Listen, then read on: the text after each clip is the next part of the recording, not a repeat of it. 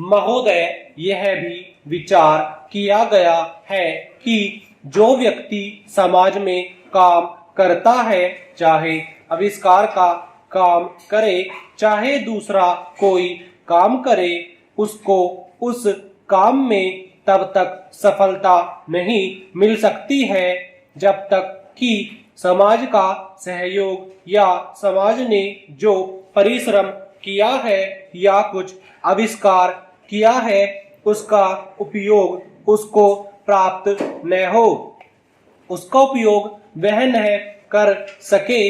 इसलिए जब भी उपयोग कोई व्यक्ति किसी वस्तु का आविष्कार करता है तो आविष्कार करने में न केवल उसका अपना परिश्रम रहता है, लेकिन साथ ही साथ समाज ने जो काम किया होता है, चाहे विज्ञान के क्षेत्र में या प्रौद्योगिकी के क्षेत्र में या किसी अन्य क्षेत्र में, उस सबसे भी वह लाभान्वित होता है। इसलिए जब हम किसी आविष्कारक के किसी आविष्कार के अधिकार की रक्षा करना चाहते हैं तो उसके साथ साथ यह भी विचार हमारे दिमाग में आता है, जिस व्यक्ति ने समाज की सहायता से आविष्कार किया है उस समाज को भी उसका फल अधिक से अधिक मिलना चाहिए।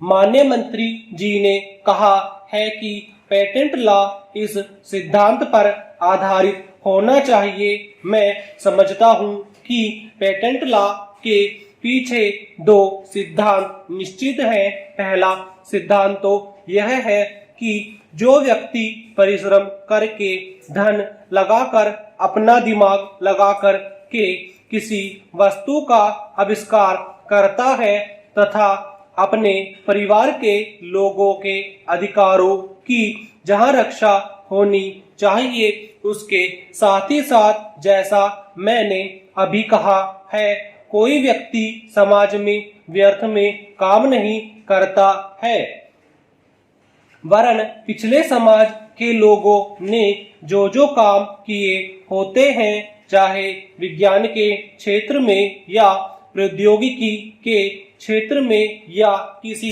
अन्य क्षेत्र में, और जिनके आधार पर वह कोई आविष्कार करता है, उसको उसका प्रतिफल तो मिले, लेकिन जो परिणाम हो उसका प्रतिफल समाज को भी मिलना चाहिए।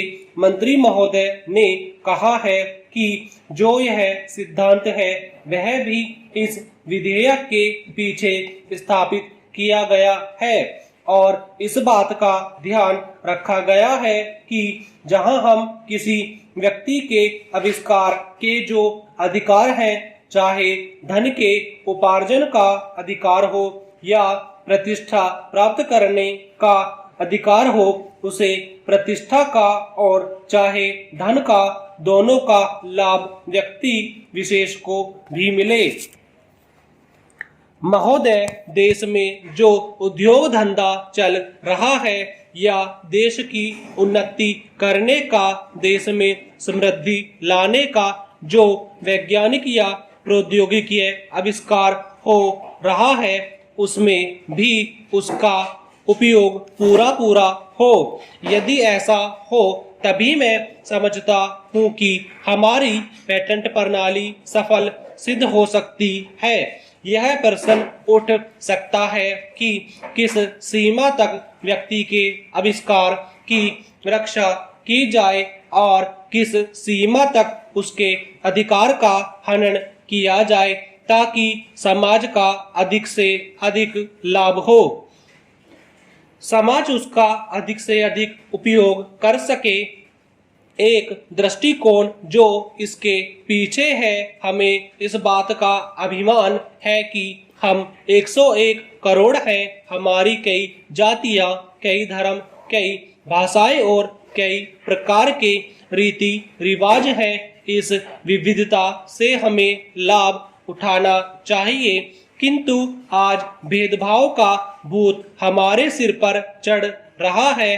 भारत को स्वतंत्रता मिली है, इसका अर्थ यह होना चाहिए कि गरीबों की सेवा के लिए आज तक हमें जो सुविधाएं उपलब्ध नहीं थी वे मिली हैं।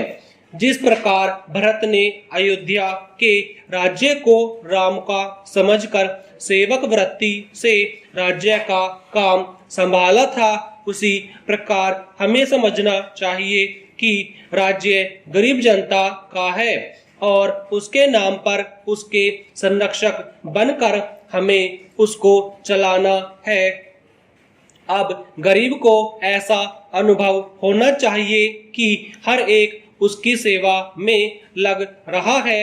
सूर्य के उदय होने पर धनी गरीब सबके घरों में प्रकाश पहुंचता है, ठीक उसी प्रकार स्वराज्य का लाभ सबको एक समान मिलना चाहिए।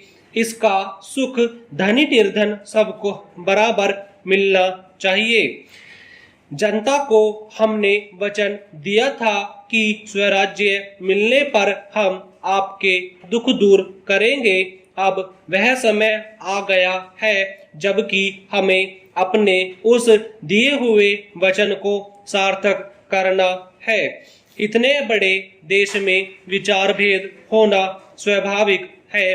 देखना यह है कि हम लोगों के विचारों में कुछ समान अंश भी है या नहीं। यदि है तो समान कार्यक्रम बनाए।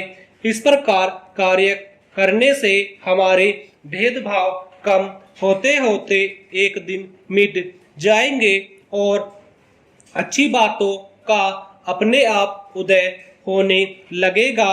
अगर उसी प्रकार भेद स्थापित करने का प्रयत्न किया गया तो सत्ता के पीछे पड़ जाएंगे और स्वराज्य प्राप्त होने का आनंद हम लोगों को नहीं मिल सकेगा।